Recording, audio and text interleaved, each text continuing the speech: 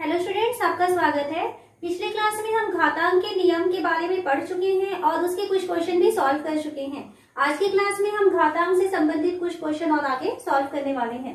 तो पहला क्वेश्चन हम देखते हैं, 16 गुणा टी की घात ऋण 3 बटे 4 की घात ऋण 3 गुणा 8 गुणा टी की घात ऋण 6। इसको सरल करना है और यहाँ पर टी की वैल्यू जो है वो 0 के इक्वल नहीं होना चाहिए, क्योंकि अगर टी का मान 0 हो गया देन ये ऊपर की पूरी संख्या 0 हो जाएगी और नीचे की भी पूरी संख्या 0 हो जाएगी। इस कारण से टी का मान यहाँ पर 0 नहीं ले सकते हैं। तो इस क्वेश्चन को सॉल्व करना है तो हमें यहाँ पर घातांक के नियम का यूज करते हुए चलना है। तो देखिए क्या कर सकते हैं, यहाँ पर सबसे पहला काम हमें करना होता है कि जो संख्याएं हमें दिखाई दे रही हैं उसका यदि गुणनखंड हो सकता है तो गुणनखंड करेंगे। तो पहली संख्या हमें दिखाई दे रही है यहाँ पर 16, तो 16 का गुणनखंड करें। 2 से भाग जाता है 2 अट्ठे 16, फिर 2 से भाग जाएगा 2 चौक 8, फिर 2 से भाग जाएगा 2 दूनी 4, फिर 2 से भाग जाएगा 2 एकम 2। तो 16 यानी कितने बार 2 आया है, 4 बार। तो 16 को हम लिख सकते हैं 2 की घात 4 गुणा टी की घात ऋण 3 बटे 4। 4 यानी होता है 2 गुणा 2, यानी 2 बार 2 का गुणा हो रहा है। तो 4 को हम लिख सकते हैं 2 की घात 2, उसकी घात हमें दिखाई दे रहा है ऋण 3 गुणा 8। 8 का मतलब होता है 2 गुणा 2 गुणा 2, ठीक है। तो यानी कितने बार 2 का गुणा होता है, तो 8 होगा 3 बार। इसलिए हम इस 8 के बदले लिख सकते हैं 2 की घात 3 गुणा टी की घात ऋण 6। तो पहले स्टेप में हमने क्या किया कि जो बड़ी संख्याएं हमें दिखाई दे रही थी उसका यदि गुणनखंड हो सकता था तो हमने सबके गुणनखंड किए और उसको घात के रूप में लिख दिए हैं। फिर हम देखते हैं कि क्या हमें यहाँ पर कोई नियम दिखाई दे रहा है। तो सबसे पहले हम देखते हैं नीचे हर में 2 की घात 2 है और फिर घात ऋण 3 है। आपको एक एक करके यहाँ पे घातांक के नियम का उपयोग करना है। तो 2 की घात 2 फिर घात ऋण 3 आया है, तो हम क्या नियम जानते हैं कि x की घात m है और उसकी घात यदि n हो जाए तब x की घात m गुणा n होता है। घात के ऊपर घात होने से घातों का आपस में गुणा हो जाता है। तो ये हम यहाँ पर इस नियम को लगा सकते हैं। ऊपर की संख्याएं है 2 की घात 4 गुणा t की घात ऋण 3 बटे नीचे 2 की घात 2 गुणा ऋण 3 हो जाएगा घातों का गुणा होने से। तो 2 तिया 6 और साथ में ऋण भी रहेगा, तो ये संख्या हो जाएगी 2 की घात ऋण 6 गुणा 2 की घात 3 हो गया और गुणा टी की घात ऋण 6। यहाँ तक पहुंच गए। उसके बाद हम दूसरा नियम यहाँ लगाने वाले हैं कि अगर x की घात m हो और गुणा x की घात n हो तो इसका मान होता है x की घात m धन n। तो इस नियम का यूज करेंगे। यहाँ देखिए, यहाँ भी 2 की आधार है, ये भी 2 आधार है, तो दोनों के आधार समान है। तो हम क्या करेंगे, यहाँ पर बीच में गुणा का निशान है तो घातों को जोड़ देंगे। तो अगले स्टेप में हमें करना है 2 की घात 4 गुणा टी की घात ऋण 3 बटे में हम जाते हैं तो दोनों के आधार समान है तो घात जुड़ जाएंगे ऋण 6 धन 3 गुणा टी की घात ऋण 6। यहाँ तक पहुंच गए। या इसको हम लिख सकते हैं 2 की घात 4 गुणा टी की घात ऋण 3 बटे 2 की घात ऋण 6 धन 3। तो कितना हो जाएगा 2 की घात ऋण 3 गुणा टी की घात ऋण 6। यहाँ तक पहुंचने के बाद हम देखते हैं कि क्या कोई नियम यहाँ लग सकता है। तो देखिए, यहाँ पर ऊपर में भी आधार 2 है और नीचे भी आधार 2 है। यहाँ ऊपर का आधार t है और नीचे में भी आधार t है। तो हमारे पास एक नियम होता है कि अगर x की घात m भागित, या इसको मैं बटे के ही फॉर्म में लिखूं, x की घात m बटे x की घात n हो तो इसका मान होता है x की घात m ऋण n।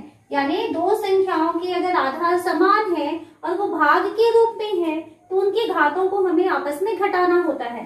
तो ये क्या हो जाएगा, दोनों के आधार समान है तो ये हो जाएगा 2 की घात 4 ऋण, नीचे का ऋण 3 ऊपर जा रहा है घटने के लिए तो कोष्टक में हमको ऋण 3 लिखना होगा। ये पहला हो गया। फिर गुणा टी की घात ऋण 3 पहले से है, ये ऋण 3 हम यहाँ पे घटाएंगे तो घटाने वाले हैं ऋण 6 को। ये हो गया बराबर 2 की घात 4 ऋण और ऋण का गुणा होता है धन 3 गुणा t की घात ऋण 3, ऋण और ऋण का गुणा होता है धन 6। यहां तक पहुंच गए? बराबर यहाँ देखिए क्या हो जाएगा, 2 की घात 4 धन 3 यानी 2 की घात 7 गुणा t की घात ऋण 3 धन 6, तो t की घात कितना बचेगा, 3 बच जाएगा।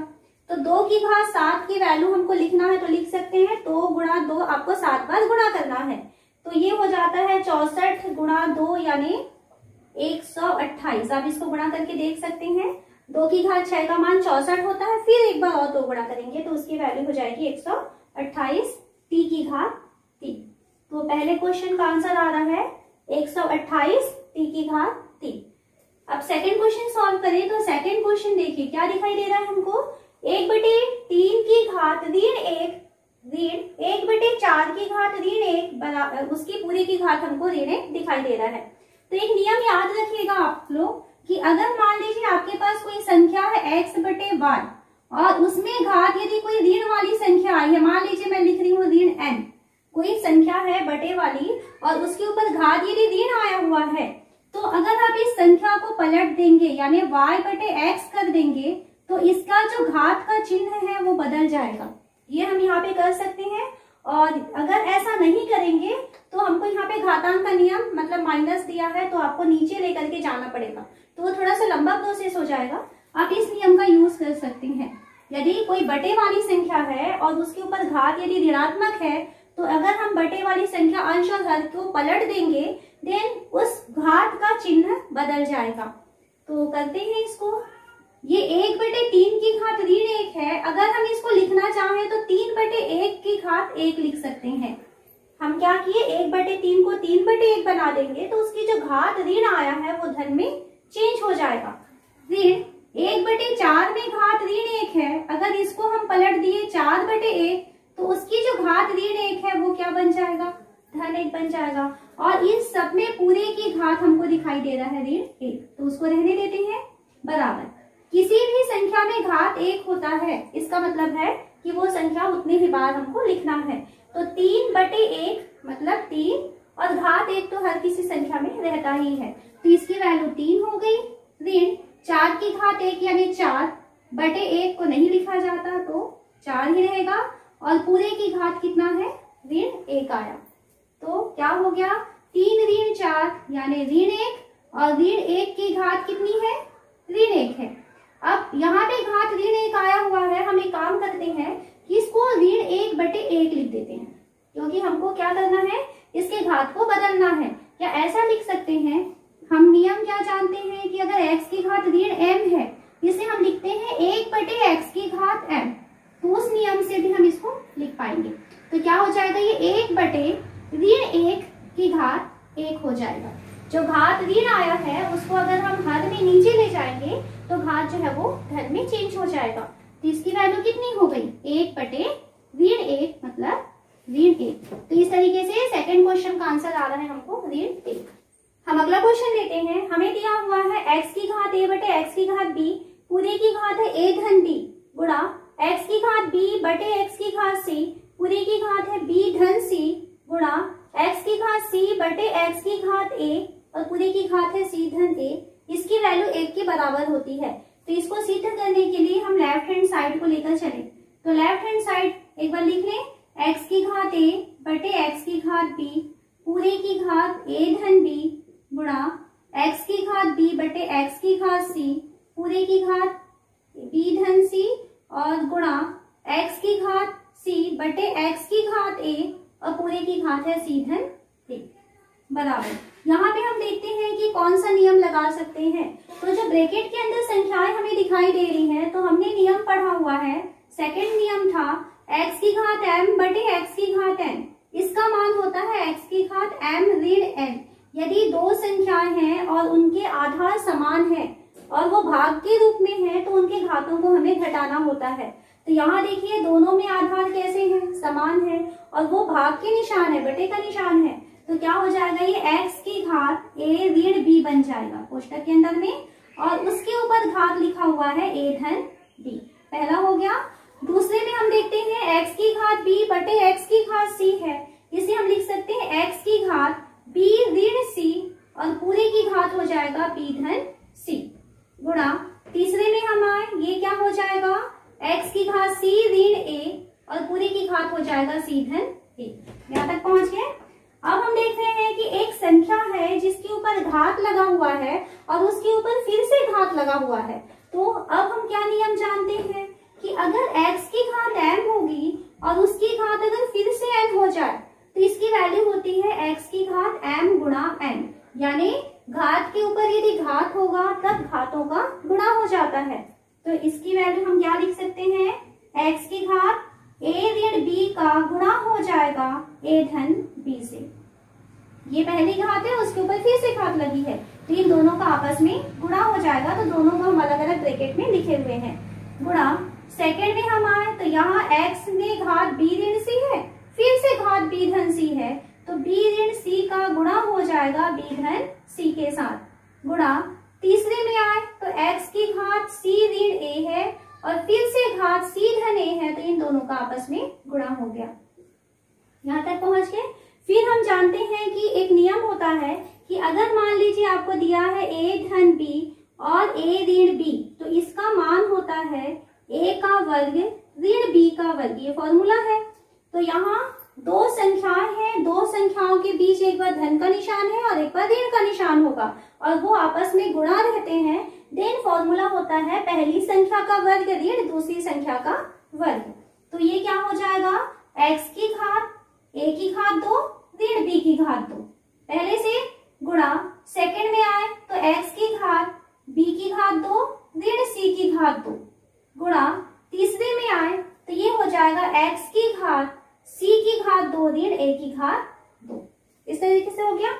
अब फिर देखते हैं कि क्या हम यहाँ कोई नियम लगा सकते हैं। तो देखिए क्या हो रहा है, यहाँ सभी में आधार x आया हुआ है और सभी के बीच में गुणा का निशान है।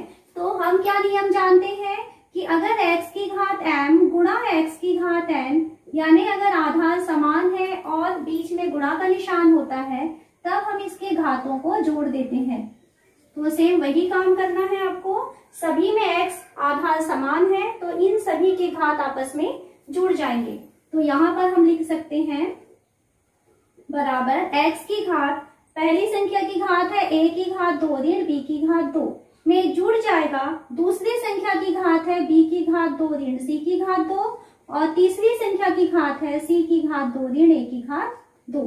तो सभी के घातों को हम एक साथ जोड़ के लिखे हैं बराबर x की घात। देखिए क्या हो रहा है, a की घात 2 है और यहाँ पर ऋण a की घात 2 है, ये दोनों कैंसिल हो जाएगा। ये ऋण b की घात 2 और ये धन b की घात 2, ये भी आपस में कैंसिल हो गया। और c की घात 2 और ऋण c की घात 2, ये भी आपस में कैंसिल हो गया। तो x की घात में कुछ भी नहीं बचा, मतलब क्या है वहां पर 0 हो गया। और हम क्या जानते हैं कि x की घात 0 का मतलब होता है 1, पांचवा नियम था ये। तो इसका मतलब है x की घात 0 मिल गया, मतलब हमको इसकी वैल्यू 1 आया है और यही हमें प्रूफ करना था। तो ये हमको राइट हैंड साइड की वैल्यू मिल जाती है। तो इस तरीके से फर्स्ट वाला जो था क्वेश्चन वो आपका प्रूफ होता है। अब हम करते हैं सेकेंड क्वेश्चन को। सेकेंड क्वेश्चन का हम लेफ्ट हैंड साइड को लेकर चले तो लेफ्ट हैंड साइड हमें दिखाई दे रहा है 1/1 धन x की घात m ऋण n धन 1/1 धन x की घात n ऋण m, और इसके बराबर हमें प्रूफ करना है 1 के बराबर होता है, ये हमको सिद्ध करना है। तो बराबर क्या लिख सकते हैं, देखिए ये हो गया 1/1 धन x की घात m ऋण n आया हुआ है तो इसे हम लिख सकते हैं x की घात m बटे x की घात n। जो दूसरा नियम था उसका उल्टा कर रहे हैं। दूसरा नियम हम क्या लिखे थे, x की घात m बटे x की घात n होगा तो इसको हम लिखते हैं x की घात m ऋण n। तो इसी का जस्ट हम उल्टा काम कर रहे हैं कि आपको x की घात m ऋण n दिख रहा था, उसे आप क्या लिखे हैं x की घात m बटे x की घात n धन 1/1 धन ये हो जाएगा x की घात n बटे x की घात m। यहाँ तक पहुंच गए बराबर 1/, यहाँ देखिए क्या हो रहा है, यहाँ 1 के बटे कुछ नहीं है, मतलब क्या है 1 है, यहाँ पर भी 1 के बटे में 1 है। अब हम इन दोनों संख्याओं को हल करना चाहते हैं तो क्या करना होगा, पहले तो दोनों का लघुत्तम लेना होगा। तो ये इसके नीचे में आ जाएगा x की घात n और ये x की घात इनके साथ गुणा हो गया, तो x की घात n का गुणा 1 से हो गया, तो x की घात n बना। धन इस 1 का गुणा इस x की घात m से हो जाएगा, तो ये हो जाएगा x की घात m। और ये सारी संख्याएं बटे के नीचे हैं। दूसरे के पास चलिए, तो 1 तो ऊपर रहेगा, नीचे को हम हल करना चाहते हैं, तो क्या लघुत्तम होगा इसका, x की घात m। x की घात m का 1 से गुणा करेंगे तो x की घात m हो गया। धन 1 का गुणा x की घात n से करेंगे तो ये हो गया x की घात n। यहां तक समझ में आ गया होगा। बराबर यहां सॉल्व करते हैं। ये 1 के बटे में सारी संख्याएं आई हुई है, तो इसे हम लिख सकते हैं, जब भी कभी 1 के बटे में संख्याएं आती हैं तो हम उसको पलटा सकते हैं। तो ये हो गया है x की घात n बटे x की घात n धन x की घात n, ये हो गया। और सेकेंड को हम 1 बटे x की घात m धन x की घात n बटे x की घात m था, तो इसको भी हम लिख सकते हैं, x की घात ऊपर चला जाएगा और नीचे हो जाएगा x की घात m धन x की घात n। बराबर अब यहाँ पे 2 बटे वाली संख्याएं हैं और दोनों को हम जोड़ना चाहते हैं, तो दोनों के हर देखिए समान है क्या, ये x की घात n धन x की घात m है और ये भी क्या है, x की घात n धन x की घात m है। आप जानते हैं जब धन का निशान होता है तब हम संख्याओं को आपस में बदल सकते हैं, क्योंकि वो क्रम विनिमय नियम का पालन करता है। तो ये भी वही संख्या है x की घात n धन x की घात m और ये भी है x की घात m धन x की घात n।